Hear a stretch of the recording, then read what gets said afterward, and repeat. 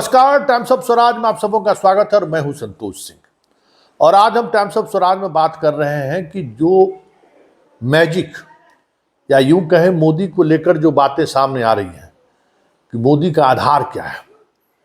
राम जन्मभूमि, धारा 370, हिंदू मुसलमान, लव जिहाद, ये तमाम जो नैरेटिव थे इस बार के चुनाव में नहीं दिख रहा है। इसके बावजूद भी लोग मान रहे हैं कि मोदी चुनाव जीत सकते हैं। उसका आधार क्या है? उसका आधार है 5 किलो अनाज। हर लोकसभा क्षेत्र में लगभग 50 से 60% लोगों को उस 5 किलो अनाज का लाभ मिल रहा है। वैसे 5 किलो अनाज का लाभ पाने वाले में 50% लोग बिहार के बाहर हैं, लेकिन उनका परिवार है, उनके अन्य सदस्य हैं, तो उसको लोग मानते हैं कि ये मोदी का वोट है। मैं भी उसी 5 किलो अनाज के खोज में गांव-गांव घूम रहा था, उसका कितना इम्पैक्ट है, क्योंकि हर कोने से ये बातें सुनाई देती थी कि बस मोदी का 5 किलोवा जो है ना। जैसे एक बार हमको याद है कि फ्लड के समय में दरभंगा में बाढ़ आया था बड़ी ज़बरदस्त, तो नीतीश कुमार का नाम पड़ गया था कुंटलिया बाबा, क्योंकि पहले जो बाढ़ में रिलीफ बढ़ता था ना, वो बोरा आधा बोरा काट के मतलब तौल के देता था, उसमें वो कम मिलता था। तो नीतीश कुमार कहा कि नहीं, एक बोरा दीजिए। एक बोरा में 90 किलो रहे या 100 किलो, लेकिन क्विंटल मानता है कि भाई एक बोरा में क्विंटल है। तो नीतीश कुमार का नाम पड़ गया था कुंटलिया बाबा, और उसका इम्पैक्ट इतना ज़बरदस्त पड़ा कि 2010 के चुनाव में पूरा मिथिलांचल का वोट समीकरण बदल गया। यादव जी भले लालू यादव के साथ रहा, लेकिन जदवाइन जो है कुंटलिया बाबा के साथ हो गया था। मुसलमान भले लालू के साथ रहा हो, लेकिन मुसलमान की जो मैडम है, परिवार के लोग हैं, वो कुंटलिया बाबा के साथ हो गए थे। तो कुंटलिया बाबा का इम्पैक्ट हमारे दिमाग में था कि कितना ज़बरदस्त इम्पैक्ट, क्योंकि कीर्ति आजाद के खिलाफ ज़बरदस्त इनकम्बेंसी के बावजूद भी उस बार वो चुनाव जीत गए थे, कुंटलिया बाबा के चक्कर में। तो उस कुंटलिया बाबा के इम्पैक्ट को हम महसूस कर चुके थे, इसलिए इस बार 5 किलोया बाबा को हम खोज रहे थे। उसी खोज में एक बात हमको पता चला, ये जो 5 किलो वाला जो बाबा है, जो मोदी को प्रधानमंत्री बना देगा, ये सी चर्चा है। एक गांव में हमको प्रशांत किशोर का नाम सुनाई दिया कि प्रशांत किशोर तो पंचकुलिया को तोड़ दिया है एकदम। हम कहे अच्छा, ये प्रशांत किशोर कहाँ से आ गया भाई?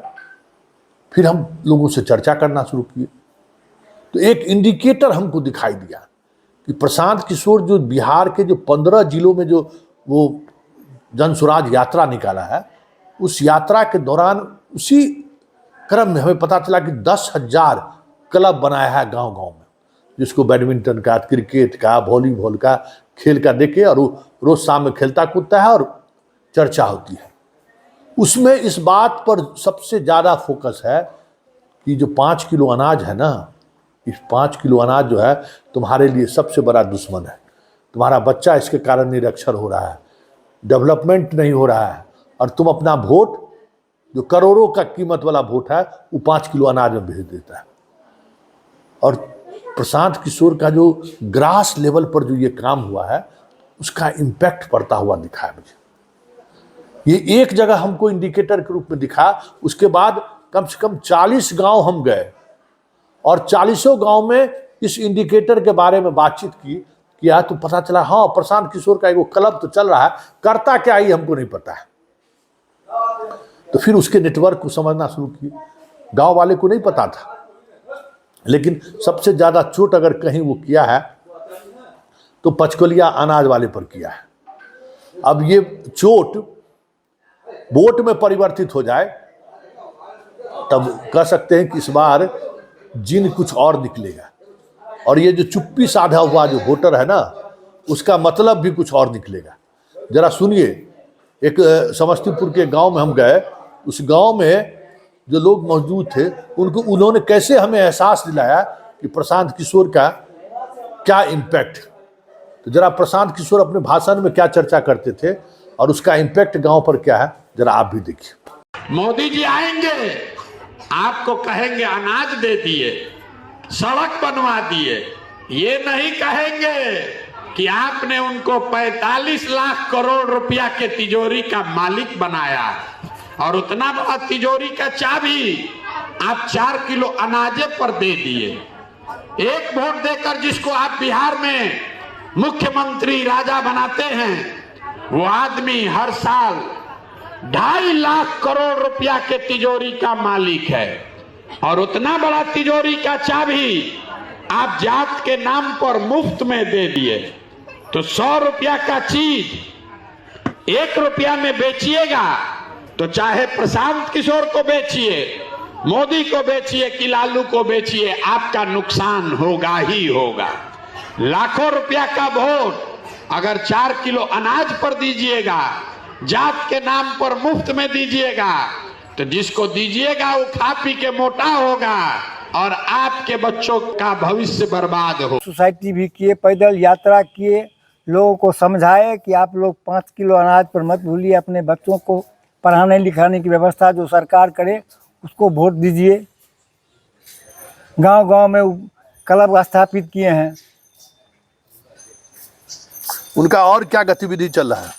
उनका गतिविधि सक्रिय है, वो उनका कार्यकर्ता भी सक्रिय है, इस मतदान में भी सक्रिय है। लोगों को समझा बुझा रहा है कि आप लोग ऐसे आदमी को वोट दीजिए जो आपका भला सोचे, आपके शिक्षा के संबंध में सोचे, स्वास्थ्य के संबंध में सोचे, सड़क के संबंध में सोचे, पुल पुलिया बनवा दे।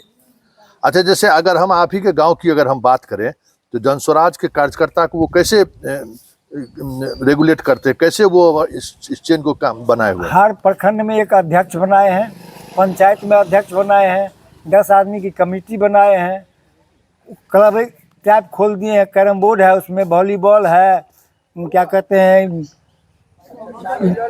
क्रिकेट का व्यवस्था किए हैं। लोग जुड़ा है उनसे। मतलब हर पंचायत में हर पंचायत में यूनिट कायम है। और इस बार वो क्या काम कर रहे हैं? सिर्फ प्रचार करते हैं, आम लोगों को समझाते हैं कि बहुत आपका मत जो है बहुत महत्वपूर्ण है, ऐसे आदमी को दीजिए, ऐसे पार्टी को दीजिए जो आपका भला सब सोचे। तो आप देख लिए, ये वाकई में अगर ये चीजें गांव-गांव तक पहुंच गई है प्रशांत किशोर के माध्यम से, तो 2024 के लोकसभा चुनाव में गेम चेंजर के रूप में प्रशांत किशोर की भी चर्चा हो जाए तो कोई बड़ी बात नहीं होगी, क्योंकि ये 5 किलोवा अनाज जो है ना, मोदी का रीढ़ यही है। और अगर ये रीढ़ टूटता है तो समझिए मोदी का होश होना मुश्किल है, एकदम व्हीलचेयर पर पार्टी आ जाएगी अगर ये टूटा तो।